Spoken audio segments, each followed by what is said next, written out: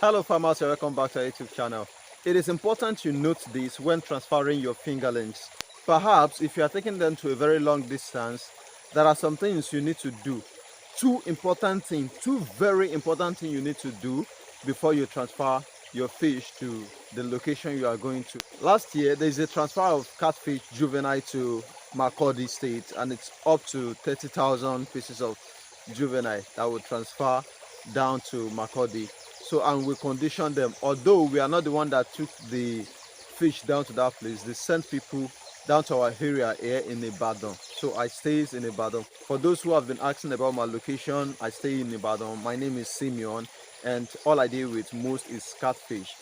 You can reach out to me through this number on WhatsApp or anywhere. You can text me so you can discuss anything you want to discuss with me. If it is juvenile you need, if it is fingerlings you need. This is Addota Farm. What we discuss most is all about livestock. We talk about the birds, the chicken, and we talk about catfish, we talk about crops, and we talk about pig and grass cutter. I believe each and every one of you have benefited at least one or two things from this channel. So if you are just watching me for the very first time, please kindly subscribe to our YouTube channel and hit the notification bell to get notified when next we drop a new content for you.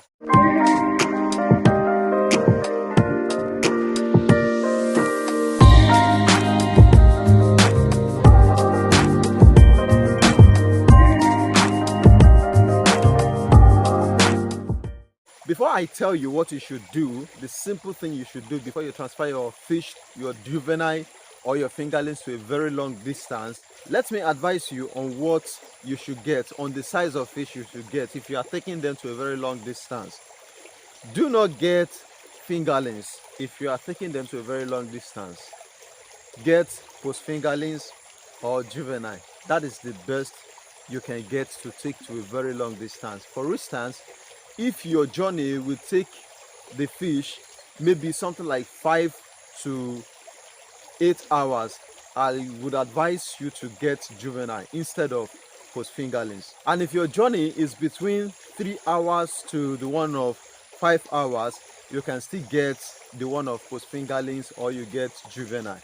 I'm only giving you this advice from my own experience, so I don't want you to regret buying fish from a very long distance and at the end of the day you end up losing the fish you get. For that reason, I have to come up with an idea like this. I have to share it with you so that you can know what to get and what to buy when buying the fish to a very long distance. So if your journey is between 5 to 8, 10 hours, get juvenile. The reason is because they are strong enough for that journey. And if it is between 3 hours, 2, 3, 4, 5 hours, you can get fingerlings. I understand post fingerlings or fingerlings price is lesser than that of juvenile. That is why most of us prefer it to the one of juvenile. But if you can take care of them at that very tender age, at that very little age, please get juvenile and start with that. Especially for those who are starting new, for those who don't know much about catfish farming, start from juvenile.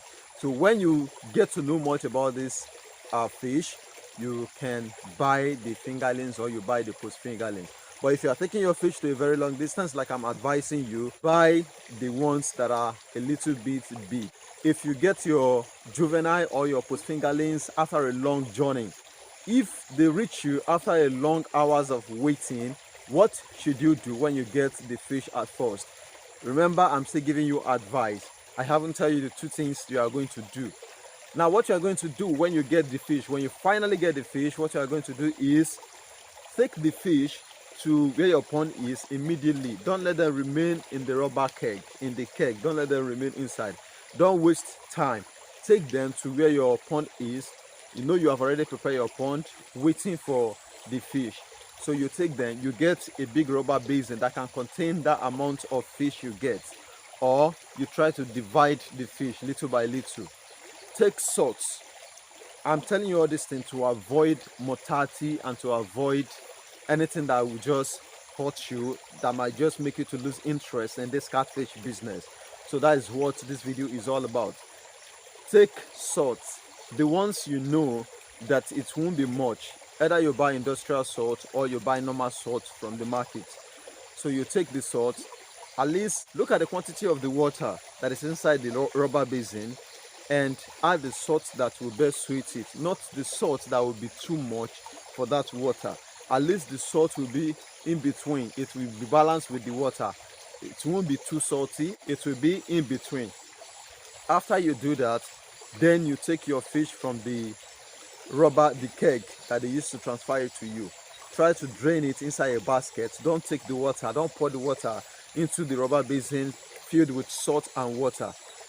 Throw the water away, try to drain it and get the fish. Take the fish out of the keg in your basket, drain it, let the water leave their body. I'm not saying you should waste time. At least if you have a basket and you pour the fish inside, the water should get finished between how many 30 seconds the water should be off their body. So you pour them into the rubber basin filled with water and salt. Stir it with your hand, like stir it, let it round inside this thing so that it can wash off whatever disease or whatever thing that is coming with the fish. Do not waste time. Do not let them stay longer inside that rubber basin. Immediately you stir it, is either you take the whole of that rubber basin and dip it inside your pond and release the water little by little. You are getting me? You take the rubber basin, the whole of that rubber basin consisting of your water and salt and your fish. You take it down slowly into your water, into your pond, and you turn it slowly into the pond and you release the fish. After you do that, for instance, if you get them in the morning, you leave them till evening time before you feed, or leave them till early morning before you feed. And if you get them in the afternoon or in the evening time, you leave them to the very second day before you feed. Do not feed them immediately. I repeat, do not feed your fish immediately after you get them. If you do so, you are going to lose almost 50% of them because they are already stressed, and you are feeding them without stress. They won't bear it. They don't have the strength and the power to bear it. So starve them. Let them remain in that condition, in that starvation, till the second day before you feed them. I repeat, when you get any fish transferred to your place, if you stock them, do not feed them immediately. If you feed them, you are going to get your fish killed. After you leave them, the second day, you cannot give them feed. At least let them eat to their very satisfaction. Feed them until you see feed remaining on the surface of the water before you leave. Then in the afternoon, you can come back and feed them. In the evening, you feed them. If you get your post fingerlings or the fingerlings, at least try to feed them 4 times in a day.